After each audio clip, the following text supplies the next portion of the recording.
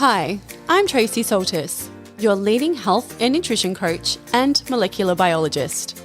I've consulted with hundreds of people around the world on their human journey. So if you're a seeker looking for answers, information and knowledge, you'll find it here. Come on a journey with me as I explore the science, the physical body, and the cognitive and energetic space of what it really means to be human.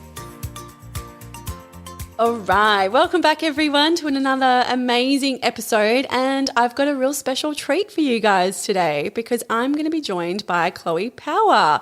Now, Chloe is a women's circle facilitator and a womb healing practitioner, but she is definitely a woman on a mission. She's bringing people together, she's educating them on their cycles, and she's all about creating safety for women. So it's not just about gathering together and things like that. It's about going to yoga and talking about healing. It's about getting outside your comfort zone, and she's definitely been through her own ups and downs, so she can totally relate to you all, ladies.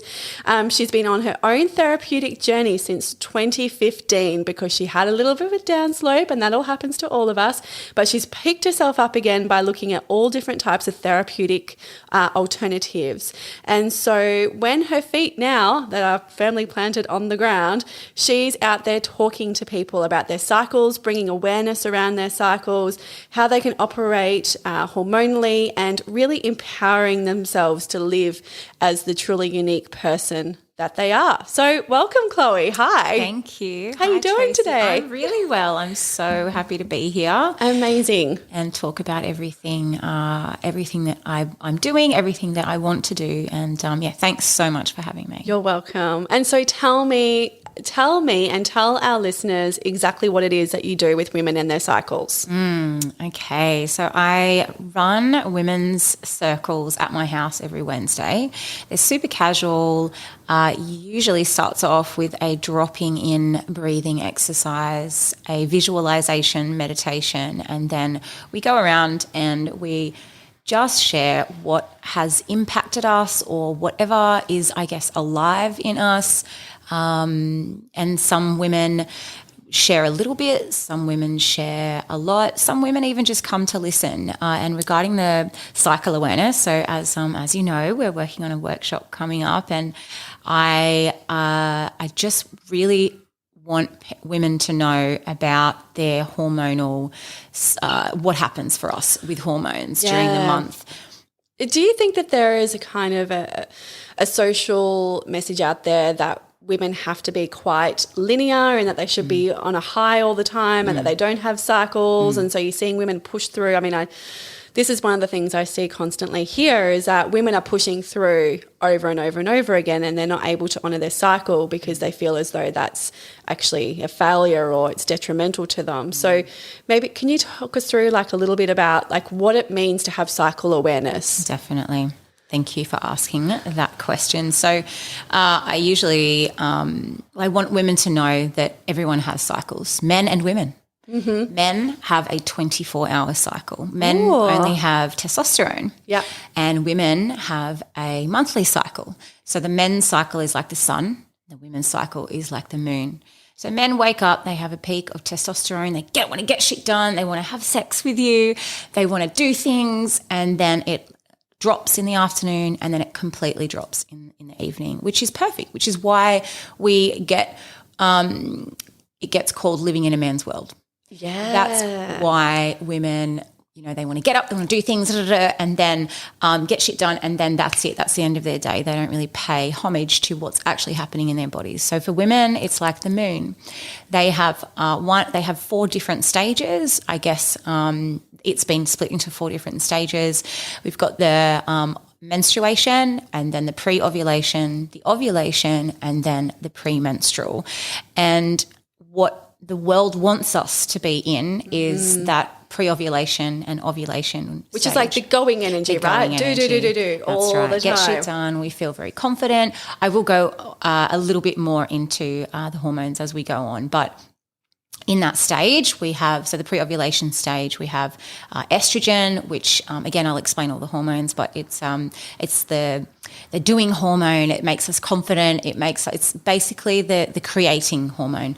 It helps us create life. but not just life. We create art and music and dance and business plans and build houses. We have this energy. And then the ovulation stage, we have estrogen, progesterone and testosterone, which we feel superhuman at this stage. So the world wants us to stay there. Yeah, totally. That's the thing, is that's when we're at our peak, right? But there's a reason behind that. It's because we want to conceive. The body is getting primed up to have the egg fertilized and to create new life. So you would want everything to be running really optimally at that time.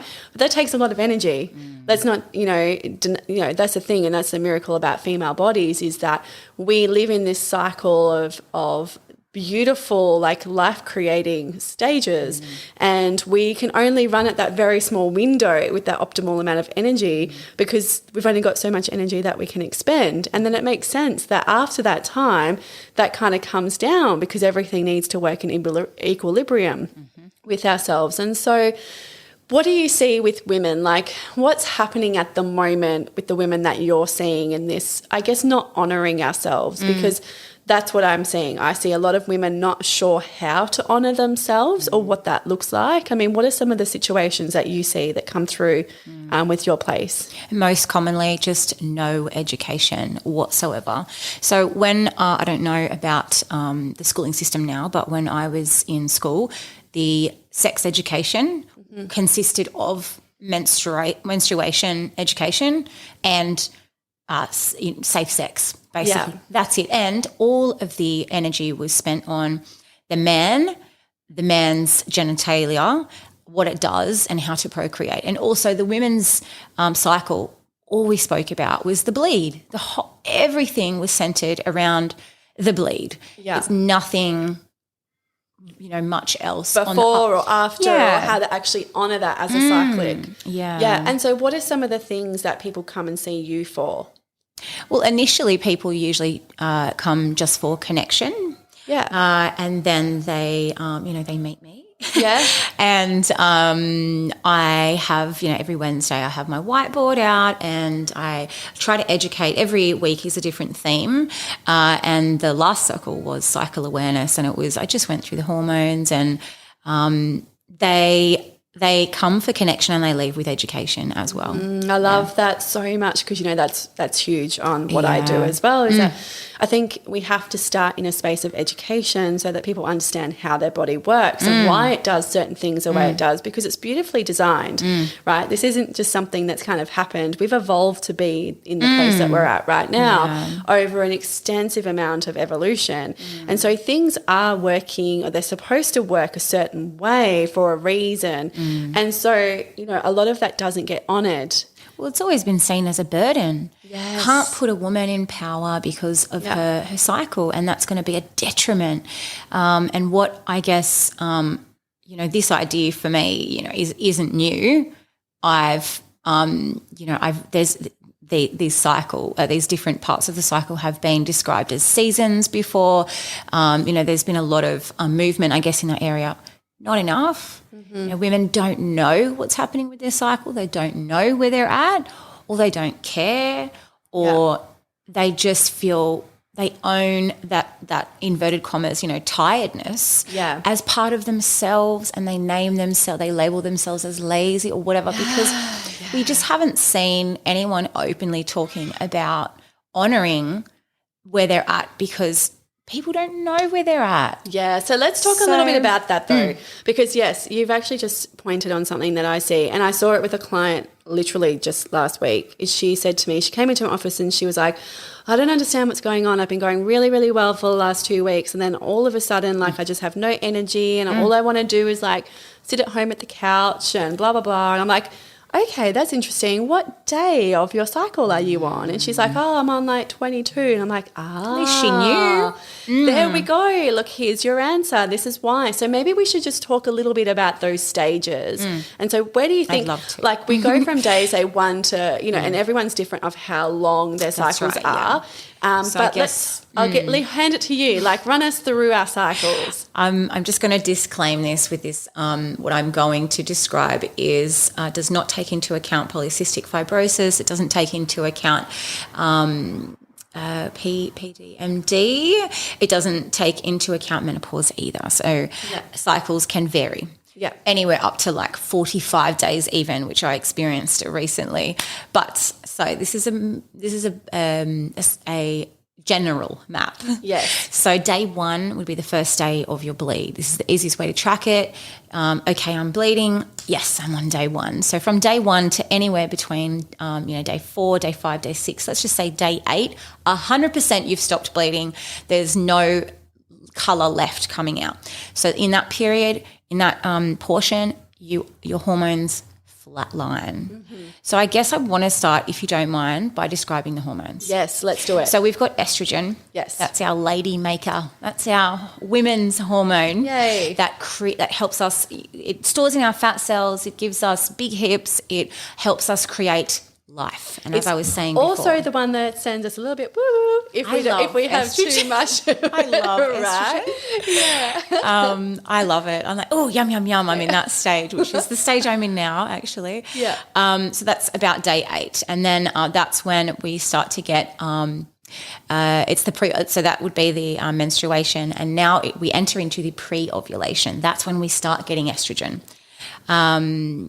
Shall I talk about the hormones first? Yeah, let's do it. Oh, I was, wasn't I? Yeah, that's cool. So the second hormone is progesterone, and this one is a calming hormone.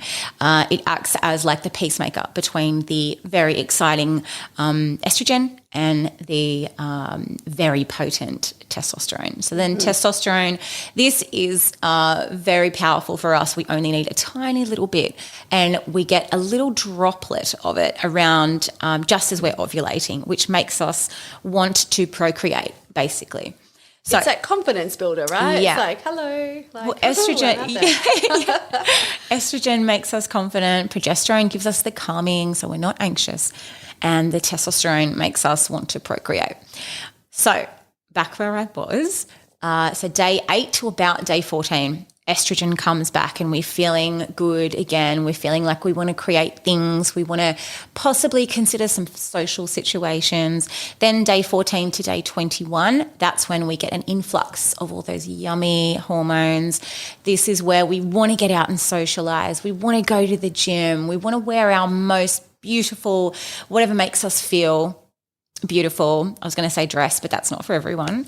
Yeah. So that's progesterone, testosterone, and estrogen. But just as we're ovulating, that's when we get testosterone. Yeah. Then around day 21, day 22, that's when the hormones start to fizzle off, and we get progesterone mainly because we've come up a mountain basically, and now we're coming down it again, and we need something to help us feel safe, I guess. Yeah. And more relaxed. Yeah. And then we start all over again, day 28-ish. Where we bleed again. Yeah. And this is interesting because with the hormones, what I want to touch on is estrogen dominance. Mm-hmm. So estrogen is beautiful. We love estrogen. We need to have estrogen to procreate. But what we see a lot of now is too much estrogen. So we're seeing huge amounts of it in the population because we've got all these pseudo-estrogens in fragrances and, lots of toxins, and in foods we eat, for example, soy and things like that, they actually mimic estrogen. So we've got this massive influx. So what happens, and what I see quite a lot of, is that in that stage where progesterone is supposed to be that calming space, and everything should kind of come down a little bit, and we should be like, we've just mated and we're all like loved up and, this is all good. I'm just going to get ready for my menses now. That doesn't happen for a lot of women, right? Because they're stuck with high estrogen, and that progesterone that's supposed to calm us down just doesn't get a chance to calm us down. And so we've got people who are just wired until they actually reach that day 1 again. Yeah. So then they plummet. Yes, it's exhausting. So the day 1 to day 14 is pretty much fixed. Yeah. Pretty much. So that's your menstruation and your pre-ovulation. So if you have a long cycle, which I experienced recently, which I put down to stress, some things happened in my life, but you get stuck in the phase of pre-ovulation. And if your menstruation is late, it means that your ovulation is late. That's what will delay it. Yeah. So you'll be stuck in that. Well, I like to call the phases. So we've got dream phase, which is menstruation, which is where we want to kind of relax. We might be experiencing some pain. We're bleeding, we're tired, we've got no hormones happening. So this stage we want to dream. We want to think about what's happened that month and what are we going to create in the next when our hormones do come back. So it's time to kind of reflect and look at yourself. The second stage I'm going to pay homage to Lucy Peach. Mm-hmm. She is the original period preacher for me. I love that. I love her name's Peach and yours is Power. Yeah. How cute is that? She's amazing. I've read her book and listened to her podcast, and I would definitely recommend that to everyone. It's very easy listening. But she calls these stages, so I've inherited her style. So we've got the do phase, which is obviously self-explanatory. We want to do things. This is when we've got estrogen coming back. Then the next stage is the give stage. So that's ovulation. That's where we want to give our time to people, we want to give our energy to people, we want to give social, give our power, our energy to getting out there into the world. And then the next stage, which is the take stage. So that's pre-menstruation. We want to take our time back. We want to take our energy back, and we want to take some time and space for ourselves. Yeah, and that's what doesn't happen. And so correct. That's why we've got all of these central nervous systems that are just elevated at a constant level, and we've got women who are needing to kind of self-regulate and bring that down through different sorts of connective type exercises, whether that's meditation or group circles or all sorts of different things, because cycle lengths can get out. And I want to touch on that too, because when you're stressed, and I'm sure that you can talk a little bit about this as well, it definitely changes the way that your cycles work, right? I mean, some people will go and go through their period really quickly because they'll be like super stressed out, and so their body can't cope, so it just lets go. And then other people like myself, if I'm going through a stressful time, I actually hold on and nothing happens. And I'm like, oh my God, what is going on? I'm so late. Like, how much longer is this going to drag on? And that space just drags on, and you're supposed to be having this progesterone that's up there and it's not, but you're holding on to all the stress. You're nodding your head like, yes, I see this all the time. And then finally, you get that beautiful release. It's like, oh my God, but it's like a week late. And a lot of people they get stressed about this whole situation, but it comes down to stress, right? And so do you see a lot of women come through that are just running like accelerator style up there on the stress meter? Most, unfortunately, it's not a gender issue, but because we are being constantly activated. Our nervous system is constantly being activated into, we've got the parasympathetic, as you would know, and the sympathetic nervous system. So the parasympathetic system we need to activate, and because of the world that we're living in, everything is activated sympathetic. So then we do it so much. We've got all these things, this information overload, we've got to do this, achieve this. Unfortunately, now we've had to have these spaces to actively, on purpose, activate that system and bring ourselves back into equilibrium. I'm actually doing a breath coach course at the moment that's really teaching my clients very short periods throughout the day, 5-minute practices, a 5-minute practice in the morning, which is like to get your nervous system into the sympathetic, which is what we want in the morning. And then in the middle of the day, like something to bring us some equilibrium. It will bring you up. If you are tired, it will bring you down. If you are overly activated, and then something in the evening that will relax you, get you back into that parasympathetic, because we're having to engineer it. Yes, we really are. And look, this is what I talk about a lot when people come and see me, is that we are operating in a space that we're just not used to. I mean, not that long ago, we were hunter-gatherers, we were nomadic, we were out there, we were moving with the seasons, moving with the sun, honouring all of these cycles. And it's really been a very short, brief window of the entire evolution where everything has just shifted, and we are now trying to run like machines. We're trying to operate optimally all of the time, we have no sense of self. Like, the sense of self is really starting to diminish. And that's why there's podcasts like this to actually get people to start turning inward and to really start listening and honouring themselves and what it means to be human, because we aren't machines. You know, we are supposed to live a lifestyle where we're moving with the seasons, and this whole female cycle is like that. Like you mentioned before, it sometimes looks as though the seasons of, you know, life is that it happens within that 28 day window. We go through all of the seasons, like every single month, and that's kind of how it's supposed to be. The unfortunate thing is that women start to think there's something wrong with them. Yes. You know, when they aren't working on that high all of the time. And I was guilty before. Like it was quite late in life, really, that I actually, because I was always just preventing pregnancy, you know, as you do. I don't want to get pregnant. Okay, well, now I'm just going to track my cycle. But I'm like, hold on, I need to track my cycle for me. So I need to not blame myself for being viciously hungry or viciously really tired.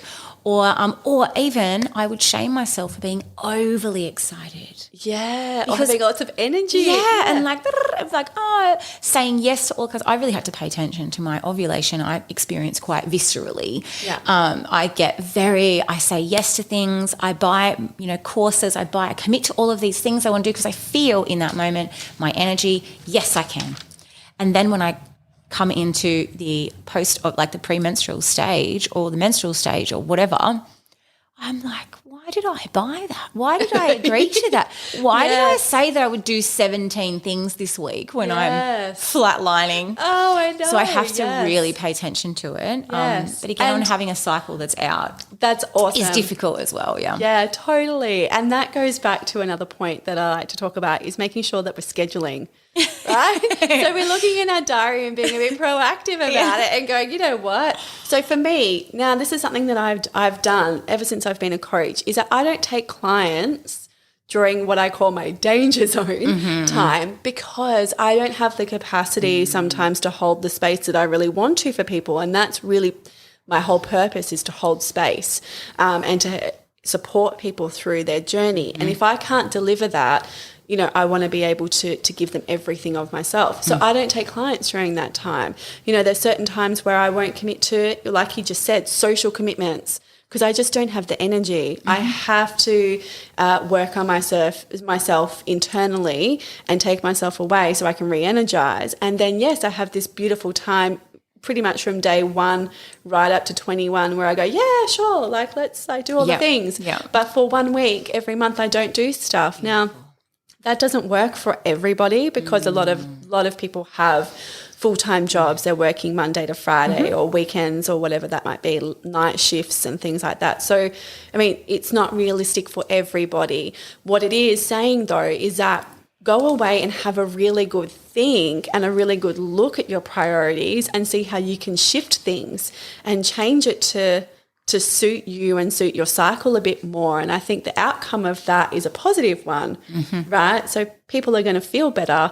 They're going to have more energy. They're going to feel less guilty for having that time out. And would you agree with all of that? 100%. So my when I presented, you know, to the women's circle just recently about cycle awareness last week, you know, most of the discussion spoke about like how do we want to treat ourselves during this time? How do we want to treat others in this time? How do we want others to treat us in that? What do we need from them? What do we need from ourselves? And the more on purpose energy we can spend on the pre-menstruation and the menstruation stage, the more that we can say no to things that we don't have to do and go home and do those things in our own time or whatever that looks like for us, the more energy we will have for ovulation, for pre-ovulation and ovulation. But in the same turn, if we're spending more time in pre-ovulation and ovulation where we're not doing 70 million things because we might feel like we can, which as I was describing before, if I can just take a step back and take a breath and go, I'm overwhelmed with hormones at the moment. I need to I need to provide that time and connect with my menstruating self, then when I'm menstruating or pre-menstruating, I won't feel like I want to sleep all the time. Like I'll have more energy. So I just need to harness my power around both of those and not label one as good or bad or lazy or overly excited. Yeah, I love that.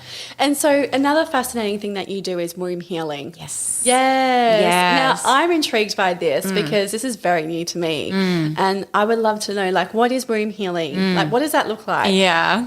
Cool. It's a process. It's a 2-hour journey that I take women on. They are the driver. It's a somatic experience, hypnosis, breath work, meditation, colour therapy. It's all rolled into one. So women come, we have a bit of a chat. We talk about their history, what their intention is for the session today. We really connect with that intention, what they're here to achieve, I guess. And it attracts most people that have had sexual abuse or have had birth trauma or anything, any pain or numbness in that area, which often women have unexplained pain or numbness. And in the middle of that, that's where pleasure is. So we do we have a chat, we do a breath work exercise, we do a bit of a meditation, and then we drop in. And so without going too much into the actual process, I get them to describe. It's a visualization exercise. I get them to describe exactly what they see. Like I take them to a place, they describe to me exactly what they see. Can you smell anything? Can you taste anything? And then we just repeat the same process over and over and over. And by my first and second time, it's like, I'm not going to be hypnotized. I can't, that's not going to happen for me. But by the fourth time of this process, I didn't realize I was so deep in it until I was brought out of it. Yeah, wow. And it really, the theory is very similar to EMDR. It provides you with a problem, the thinking brain, and then it connects you with an emotional brain. So these two brains often do not connect. Yeah. And what this process does is it gets them to process those things. Yeah. It gets them to connect and process. And I see clients and I myself found absolute gold when I went deeper. And a core belief that I have been working with talk therapy for I don't know how freaking long to shift this huge core belief. Yeah. And through doing this process just twice, I could see that things were getting easier for me in my life every day. Isn't that interesting? So it's really about embracing what it means to be human and that female, this female body that we're in, and honouring that. And who would have thought that kind of paying attention to that and connecting the cognition and the emotional space could actually be more healing than sometimes talking, because sometimes we talk too much. Talk therapy. Yeah. I needed to move to the body. My mind forgot, but my body remembered, and I just had to. I had to embrace alternative, and I actually don't like that they're called alternative therapies anymore. Yeah. I'm like, they shouldn't be called alternative. They should be like base home therapies. These were the original, right? This is the thing, is that a lot of the stuff that's, natural and alternative is actually the original. Yeah. Don't you find that? Yeah. I find that fascinating as well. I find it fascinating too. Naturopath stuff, like all of those things, those therapies, like living off the land has become one of these alternative things. It makes absolutely no sense to me. I mean, pharmaceutical and all of that's secondary, like second or tertiary type elements. This primary way of tapping into the body and using the energy that we've got, and we talk a lot about energy in this space as well, is that you've got the physical body, you've got the cognitive mind, and you've got the energetic body, and all three are linked together. And when one is upset, the others suffer. So you've actually got to pay attention to all three of those. And if you don't, then that's when things start to happen. We get disease and ailments and all sorts of things going on, or mental health issues, or energetically we're exhausted. So all of those things, if we're not actually, we can go and we can have a pop a pill for certain things, but if we're not paying attention, these things get worse and we have to turn inwards. Yeah. So, and you must see a lot of women like with this womb healing. I do. And so it's called womb healing because we explore, the visualization is exploring the womb space. Yeah. And once we turn our energies to that space, we find things, like I was saying, gold. We find things that we didn't think were there, emotions and traumas that we didn't think that you needed to be spoken to. I guess they need to hear a message, and they come up. It really surprised me. You know, I had a lot of anger and I had a lot of pain. Yeah. And it's just a really beautiful experience. And I just see women coming in with all sorts of issues, not really knowing.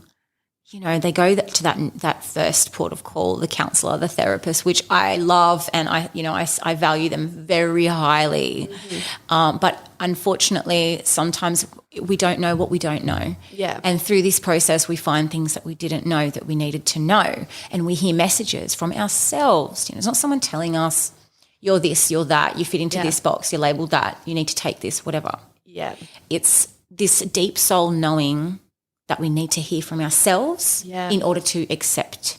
Yeah. Yeah. I love that. I love that so much. And I've really enjoyed this chat because it's it's not something that we typically talk about as women, you know. I mean, yes, we talk about the surface level stuff, but we don't actually get in deep about what's actually going on with the body and how we need to honour that.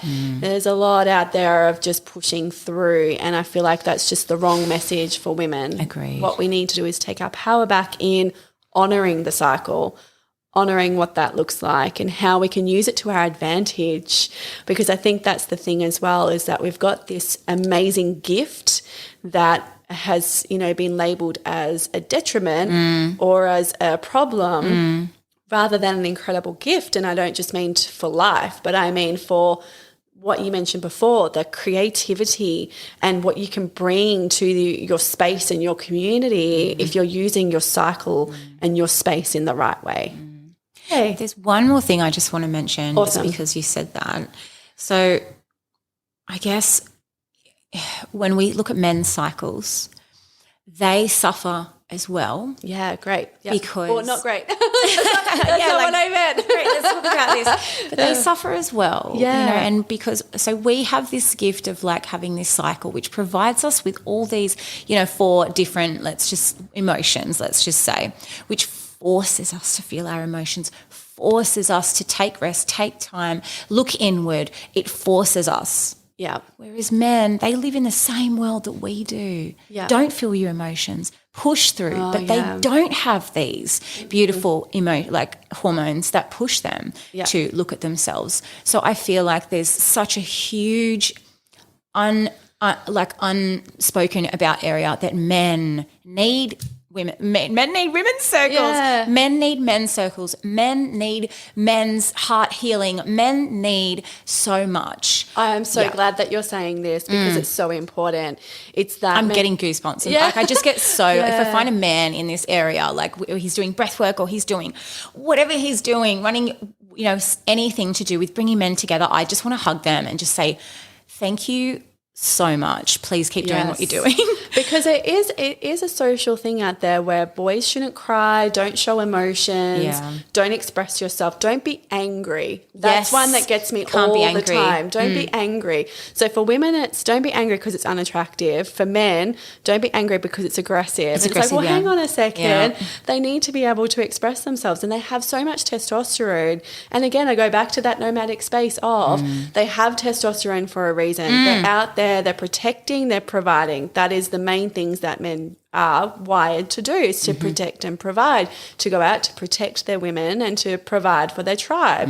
And so of course they have all this testosterone, and it's not being used in a way in this sort of social environment that we're in. So it comes out sideways. It comes out in a different way, which can be really detrimental to them, but it's not their fault. It's just then they experience shame. It's really I really, because when I do, you know, womb healing and women's circles and women this and women that, like I do it because we need to be brought together. Women have been, I guess, over history, being perceived as judgmental or, at odds with each other, blah, blah, blah. But my real, I just want to huge shout out to all the men involved in any sort of healing at all. I just really admire you so much, because it's not okay for a man to do that, whereas women, it's kind of more acceptable. Yeah. And I love that. And I feel like that's a really great way for us to wrap up, because maybe we need to come back and chat about men's circles and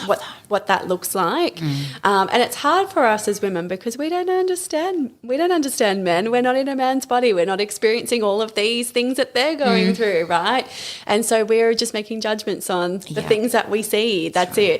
And I feel like that's a whole segment that I think needs to be honoured and talked about thoroughly to get those really great messages out there. So yes, I 100% agree with you. Look, even my hubby goes and does a men's group every Monday. Of course he does. Of course he does, right? And that's important. It gives him an outlet. It gives him a chance to socialise with other men, and that's important for men to do that, to be men, to go do men stuff. They don't need to hear about all of our women's stuff all the time, Yeah. They just don't. And there needs to be, some boundaries there. And it's great. And I love it. And I love that he does that, because it gives him a chance to talk to men in a man way that I don't get. And yeah, I just love that we're ending with that, because it's such an important message to get out there. Awesome. Well, thank you so much. And so what I've got here as well is if you do want to contact Chloe for any of her womb healing, or you want to find out more about your cycles, you'll find her on Instagram. So if you go at Chloe__power, that's her page. So you can contact her through there. She's also launching a website very soon. 2 days. Yay. That's so exciting. It's called allofthewomen.com. And I'm sure there's going to be a huge amount of information on there about upcoming workshops and information about cycles and all those sorts of things. So definitely go and check that one out. And then we're also working together, you and I and another beautiful soul, Angie Cooper, in November, coming up really soon. I just got goosebumps. I love it when that happens. My energy is like, woohoo. On the 28th of November, we're kind of coming together, bringing our forces for a beautiful women's half-day retreat, which I'm super excited. I'm pumped about. So thank you for joining me. Thank you for having me. It's been fabulous. Awesome. All right, guys. So thanks again for listening, and I'll speak to you next time.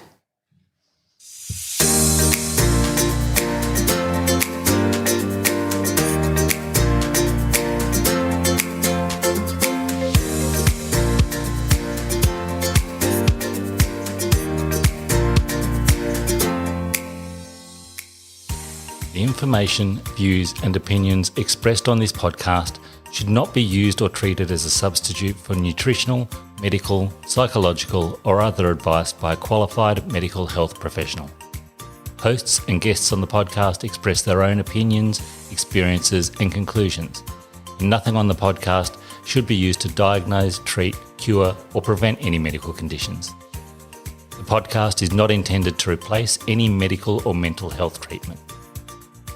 All information and advice provided is for general well-being and does not take individual cases into consideration. Neither Tracy Saltis, guests on the podcast, or any sponsors endorse the opinions, views or conclusions expressed or shared on the podcast. Tracy Saltis takes no responsibility for any symptoms or consequences as a direct or indirect result of this podcast.